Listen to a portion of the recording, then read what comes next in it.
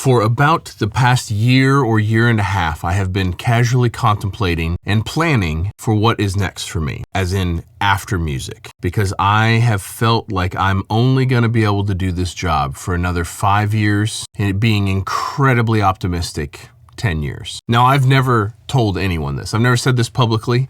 Only my very, very closest friends, a couple of my closest friends, and like my wife knows this. And I've recently changed my mind on this, and I want to get to that. But first, I want to explain to you what I thought would probably happen. I had a conversation with a well-known, very successful mix engineer a year and a half or maybe even 2 years ago. We were talking on the phone, and he said that he got this song to mix from a very popular artist that you've probably heard of. He was mixing the song, and after he mixed the song, the producer called him and said, "Hey, what'd you think of those background vocals?" And this mix engineer was like, they sound like they were tuned kind of hard, but they're fine. And the producer says, "Those were not the artist singing those vocals.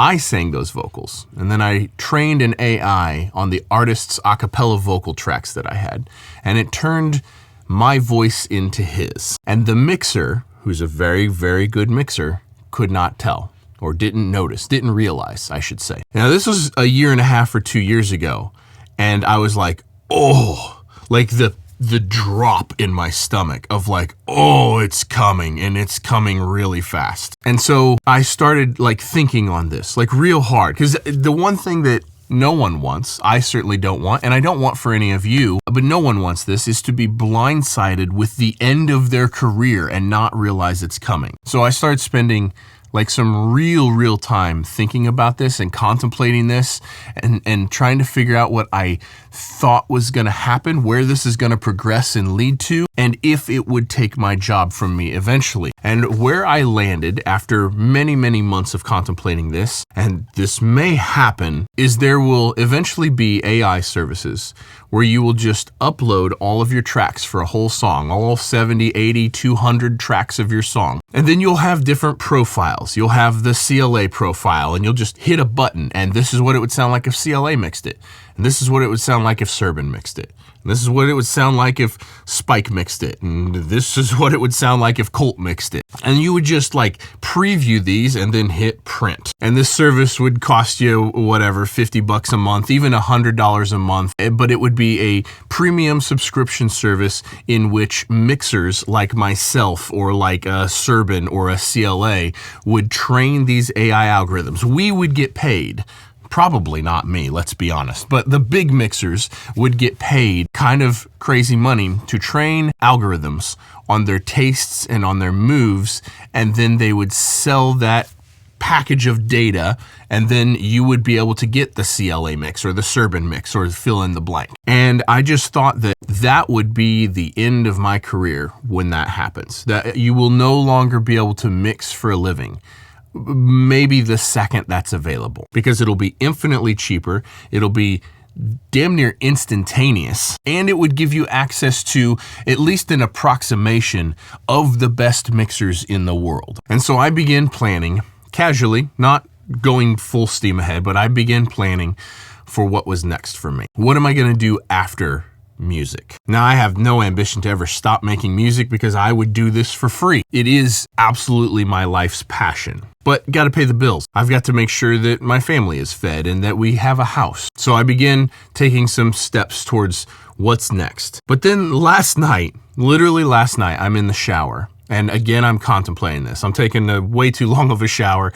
And I'm like, man, who's going to be the first one to do this? Who's going to be the first service? And who's going to be the first mix engineer to sell us all out? Who's going to be the first one to train an algorithm so that way it steals work from the rest of us? And then I got thinking about what other services, what could this not replace? Well, this can't really replace producing, because someone's got to actually set the microphone up and actually sing, and someone has to actually coach the singers and the guitar players. I think producing's pretty safe. Not completely safe, but pretty safe. The players are obviously very safe. I mean, yeah, we're getting to a place where AI is creating music from scratch, and that's a whole nother conversation that maybe I'll touch on in a future video. But like, if you're a guitar player, you're not going to let AI play guitar parts for you. And then I thought, what about mastering? Will AI replace mastering? Mastering engineers still going to have a job? And this is where the epiphany started to dawn on me while I'm in the shower. We've already had AI mastering for many years. The first one that was widely known and like in the public eye was called Landar. I don't know, it came out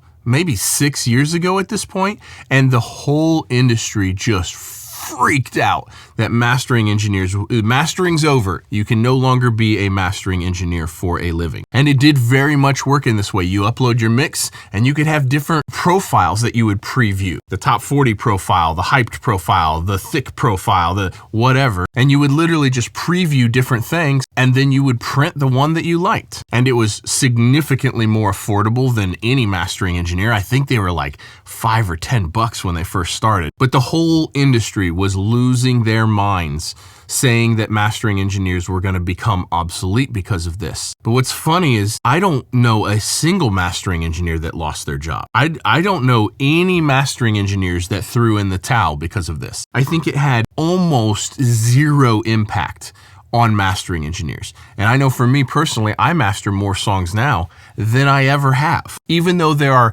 dozens of these online AI mastering services available. And then I thought, well, why is that? Why didn't that decimate mastering engineers' careers? And this is what led me to change my mind on how AI is going to affect our careers. Now, this is a long, deep conversation, so I'm trying to keep this surface level and kind of focus on mixing engineers. There's an enormous amount of things about AI in music that I think are harmful for the music industry, and there's a bunch of aspects to it that, as long as it's harnessed right, can be very, very positive for the music industry. But for the scope of this video, we're talking about mixing. And so I thought, why didn't this decimate mastering engineers' careers?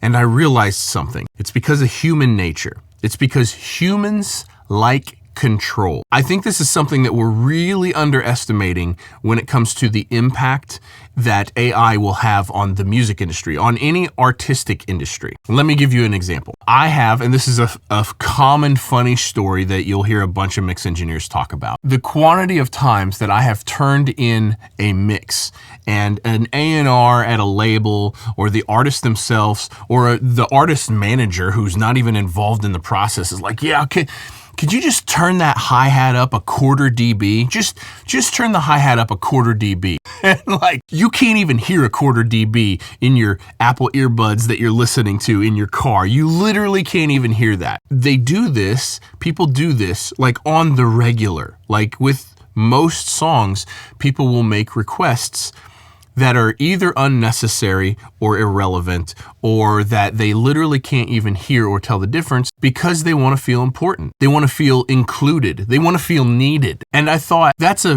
really interesting, because you know what you lose when you start having an AI mix your song? You know what you will lose, I should say, is your ability to control exactly what's happening.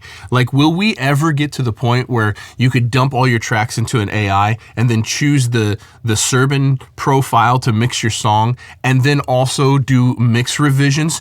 10 mix revisions, hi-hat up a quarter dB, vocal effects down a half dB, change the delay on the vocal from an eighth note delay to an eighth dotted delay. Like, some of the mixes that I do, I will get, most of the time it's usually 3 or 4 revisions. Sometimes it's 15. So human nature, people's want or need to be involved, to feel important, and to have control. But also, we've already been down this road. AI mastering didn't affect anybody. Now, yes, there are probably some lower level, like demo mixing engineers and demo masters or whatever. Like, you used to be able to have an entire mixing career just mixing demos. That was a thing that used to happen.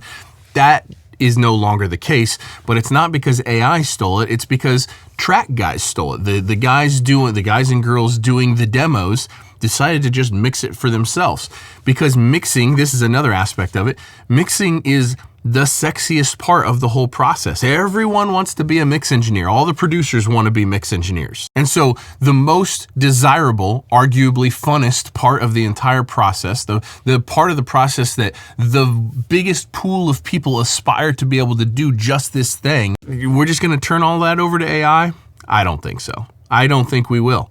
And this was a really, really welcome epiphany to me, because the track record of mastering, AI mastering, the understanding of human nature and how humans operate and how creative humans operate and how they want to be involved and have control over the process, even a process they have nothing to do with. AI mixing is not going to take our jobs. And I breathed an enormous sigh of relief when this finally fully dawned on me. Now, yes, there's a whole bunch of arguments to be made about like AI music in general taking money away from real artists. There's a whole argument to be made about, Spotify pushing AI artists and music so that way they can keep a bigger percentage of their revenue.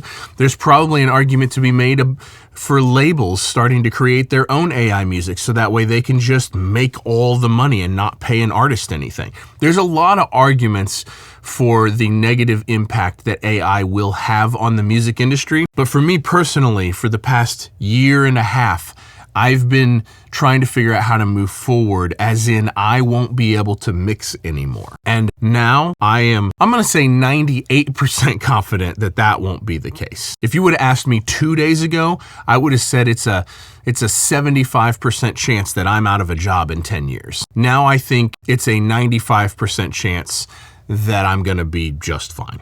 And you will too. There are links in the description down below for every piece of gear that I use, so you can check out exactly what I use for monitors and what I use for mixing and what I use for mastering. But you don't have to just pick up something that I'm using. Anytime you guys need any piece of musical gear, you can jump on any one of my videos, click on any link in the description of any video.